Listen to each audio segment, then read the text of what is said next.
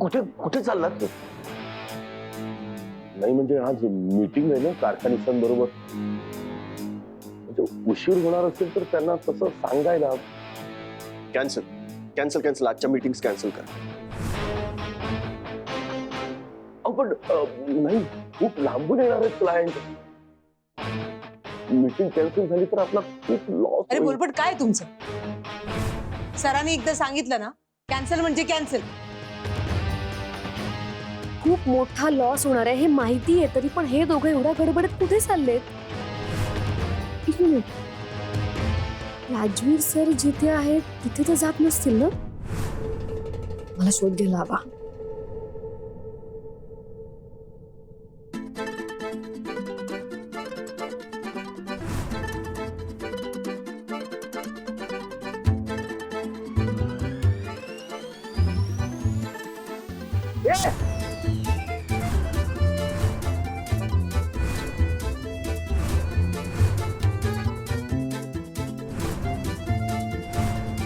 काय मूर्ख आहेस का? डोळे फुटले का तुझे? सॉरी सॉरी सर, मी बोलपट सरांना ज्यूस द्यायला आलो. Shut up. मम्मा तू जरा पुढे हो, मी आलोच. लवकर या. Sorry sir. मूर्ख. Sorry sorry. Useless. मी कधी ज्यूस मागवलं? मी तर सिकंदर सरबत पितो.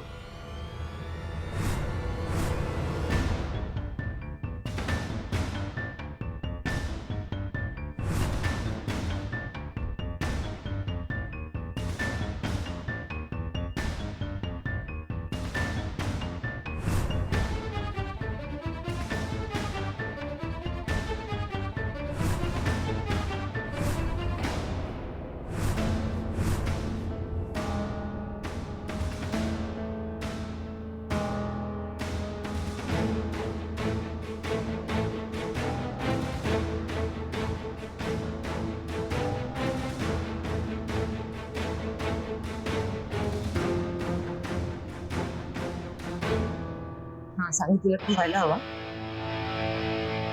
झालं, चल पटकन. त्या भाऊसाहेबमुळे लेट झालं, नाही तेव्हा ना पोचलोही असतो आपण. हो हो आर्यन, ठीक आहे. कुणाला डाऊट व्हायच्या आधी आपण निघाला. एक मिनिट. काय?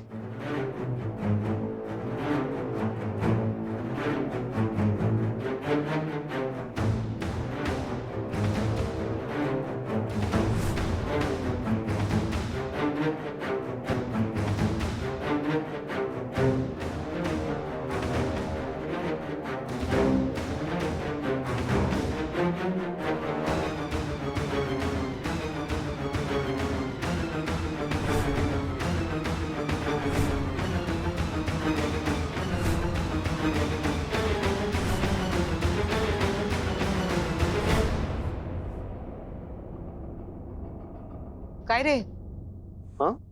नाही काय नाही.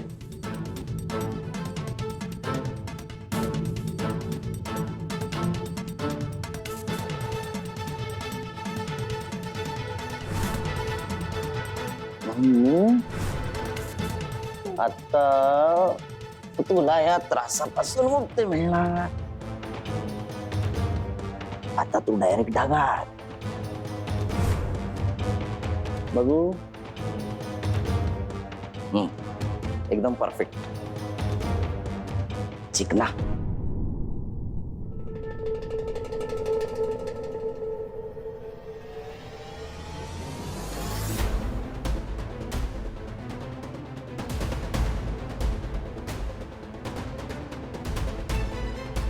काय? कुठे आहे राजू? अहो थांबा. अरे काय थांबा, मला घाई झाली. सांग कुठे? अति घाई संकटात नाही यामिनी मॅडम. थांबा, मी जरा तिकडची सिच्युएशन बघतो. हा काय रे, कुठे आहे तो? हा काय गडबड नाही ना? ठीक आहे ठीक आहे, चला सरप्राईज रेडी आहे तुमचं.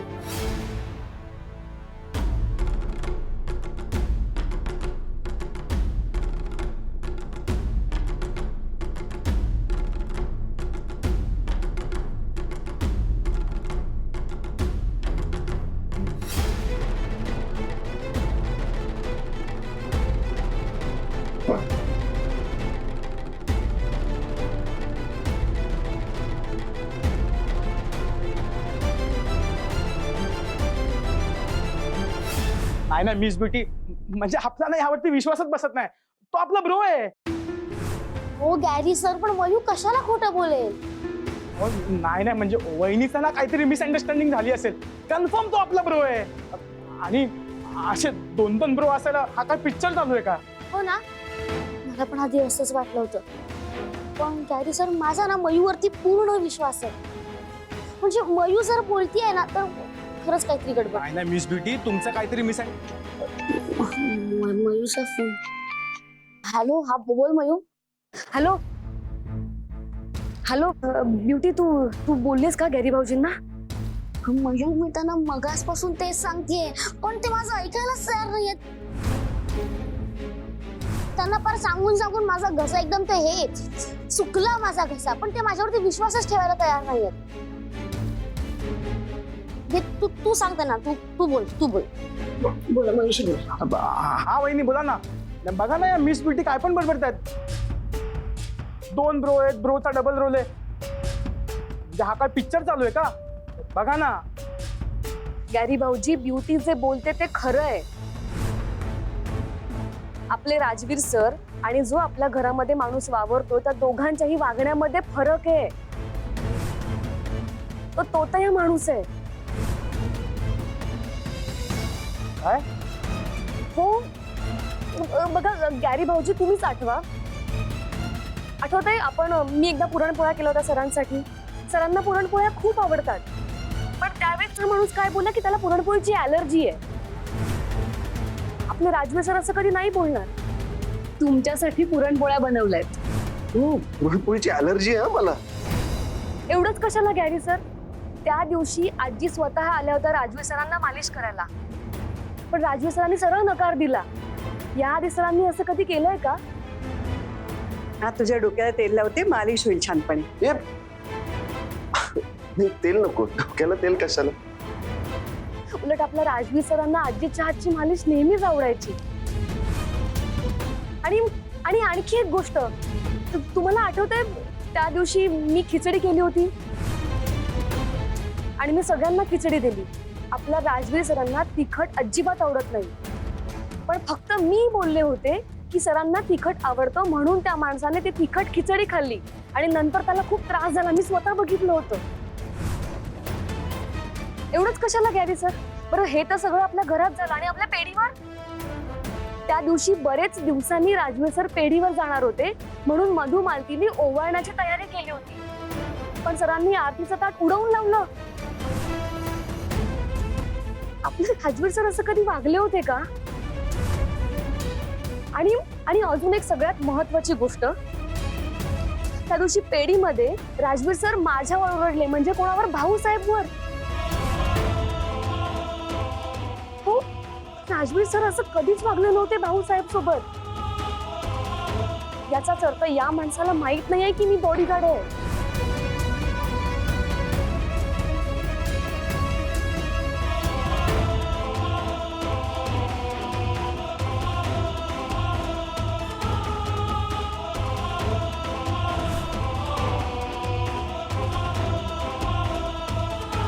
हा वहिनी, पॉइंट आहे. म्हणजे आपल्याला पण थोडा डाऊट येत होता, पण आता आपल्याला सॉलिड डाऊट आलाय. गॅरी सर, तुम्ही आता फक्त एक काम करा प्लीज. हा वहिनी, आता तुम्ही सांगाल ते आपण करू. मी तुम्हाला आता मी जिथे आहे तिथलं लोकेशन पाठवते. तुम्ही ताबडतोब पोलिसांना घेऊन तिथे या प्लीज प्लीज. हा वहिनी, लगेच आणतो आपण. तुम्ही लोकेशन पाठवा. हा, थँक्यू गॅरी सर. आपण लगेच पोलिसांना कळवतो. हो. हॅलो मयू, ऐक ना, मला काय वाटतं, आपण गॅरी सरांना यामिनी मॅडम बद्दल सांगायचं का? नाही ब्युटी, आता यामिनी मॅम बद्दल आपण काहीच बोलूयात नको गॅरी सरांना. काही झालं तरी शेवटी ती त्यांची आई आहे. त्यांच्या आईबद्दल त्यांना असं कळल्यावर त्यांना ते सहन नाही होणार. आणि माझी खात्री आहे आता जे काही होणार आहे त्या सगळ्या प्रकरणानंतर यामिनी मॅम स्वतः सुधारतील. मी फक्त त्या सुधारण्याची वाट बघतेय. आता काही नको सांगूया. हा, प्लीज प्लीज ब्युटी.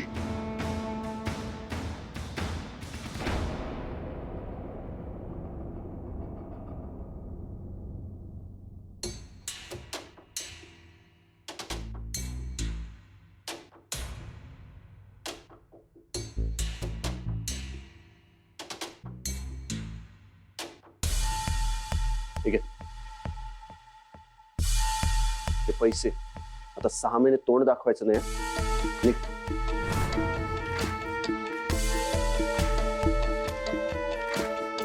राजवीर, अरे तू तर सेलिब्रिटी झालास. बघ भेटायला कोण आलाय तुला.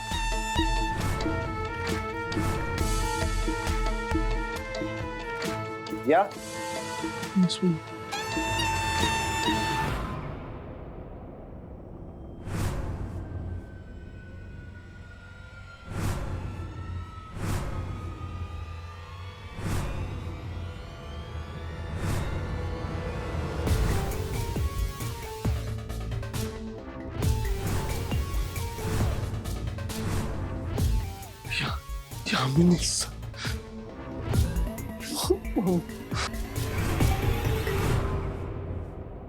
या सगळ्या मागे पण तूच आहेस. का करतेस तू हे सगळं? आता काय पाहिजे तुला? काय वाईट केलंय मी तुझं? का सूड उगवतेस तू माझ्यावर? का मम्मा सांग ना का? सरावांनी काय वाईट केलंय तुझं? का चांगल्या माणसांची वाईट वागलीस तू? का? उत्तर दे ना मम्मा. काय हेच विचारणार होतास ना? मम्मा, चप. मम्मा नाहीये मी तुझी. वाटलं होतं तुझ्या बापाला भुरळ घालून त्याला मुठीत ठेवून सगळी प्रॉपर्टी मी माझ्या नावावर करून घेईन, पण तुझा बाप तुझ्यासारखाच दीडशाणा सगळी प्रॉपर्टी तुझ्या नावावर करून मला आयुष्यभरासाठी तुझ्यासमोर भीक मागायला भाग पाड.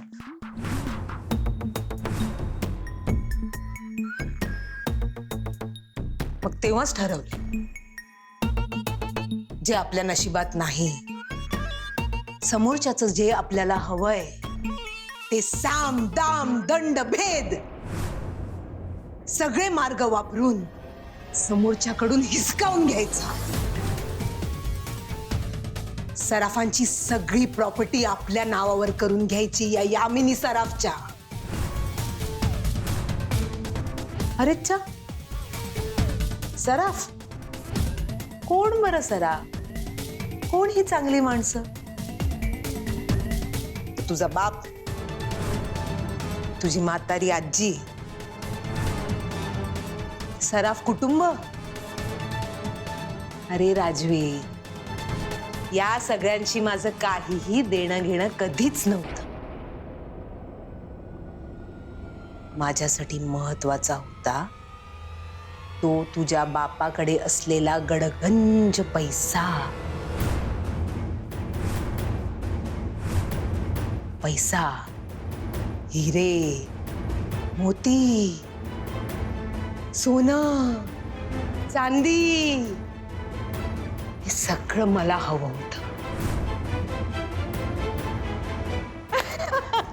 आणि कसं ना राजवीर, हे सगळं चांगली माणसं, भली माणसं, साधी माणसं, हे सगळं थोतांड रे बेटा. मी तुला काय सांगितलं? सगळ्यात महत्वाचा काय? पैसा एके पैसा. बाबांनी इतका विश्वास दाखवला तुझ्यावर, त्याचं काय? काय काय काय विश्वास? काय विश्वासाचं काय घेऊन बसलायस रे तू? विश्वास विश्वास काही नसतो. तो तुझा बाप त्या दिवशी गाडी घेऊन निघाला होता प्रॉपर्टीचं काम करायला आणि आमचं लग्न संपवायला. काय गरज होती त्याला हे सगळं करायची सांग मला? भल्या माणसासारखं सगळी प्रॉपर्टी त्यांनी जर माझ्या नावावर, त्याच्या बायकोच्या, त्याच्या सुंदर बायकोच्या नावावर केली असती तर आज जिवंत असता की नाही? तो असता की नाही तुझ्या सोबत? तू त्याला बाबा बाबा असं म्हणत असता की नाही? पण त्याला पण फार हौस होती रे मरायची. शेवट करून टाकला मी त्याचं, संपवून टाकलं.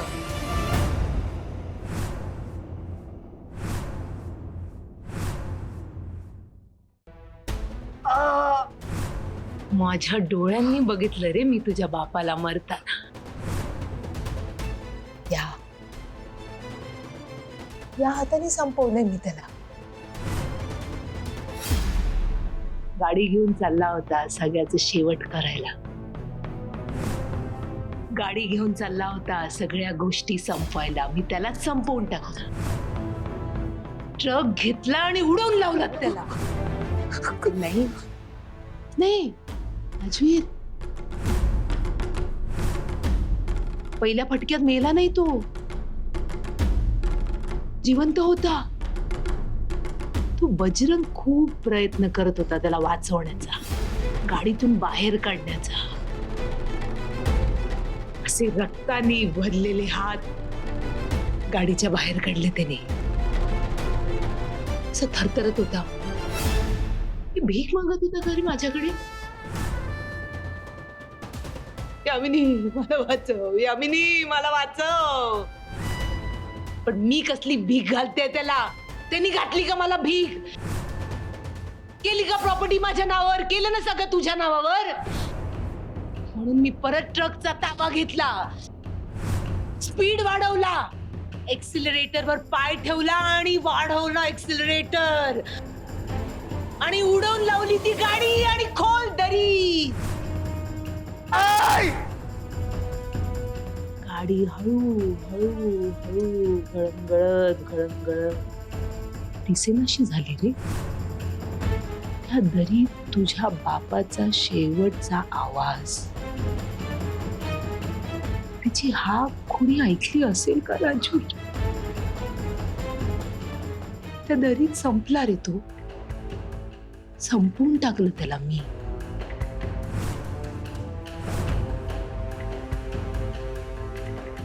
आणि वाचला. अचानक कुठेतरी गायब झाला. एकमेव साक्षीदार होता. हा? पण काय फरक पडतोय? आला परत. पण जिवंत असूनही मेल्यातच जमाय ना तुझा बजरंग काका.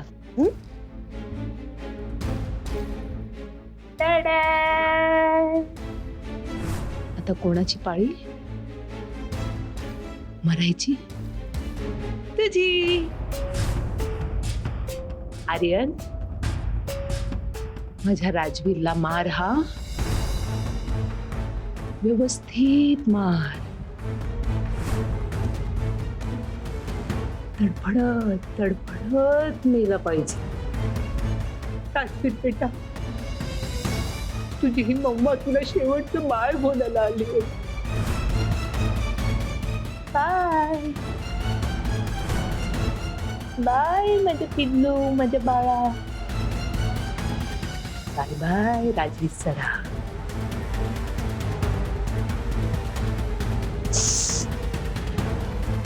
मला जे काही बोलायचं होतं ते बोलून झालंय.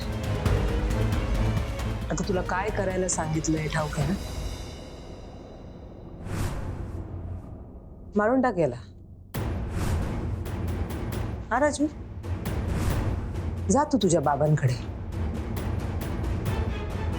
बॉडीची विल्हेवाट कशी लावायची ते मी बघते.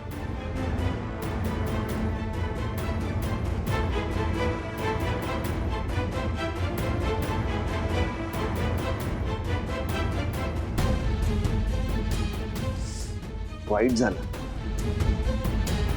हे असं मरण कोणाच्याच नशिबी नाही यायला पाहिजे रे. ऐक, तू काय करणार? वेळ संपली तुझी.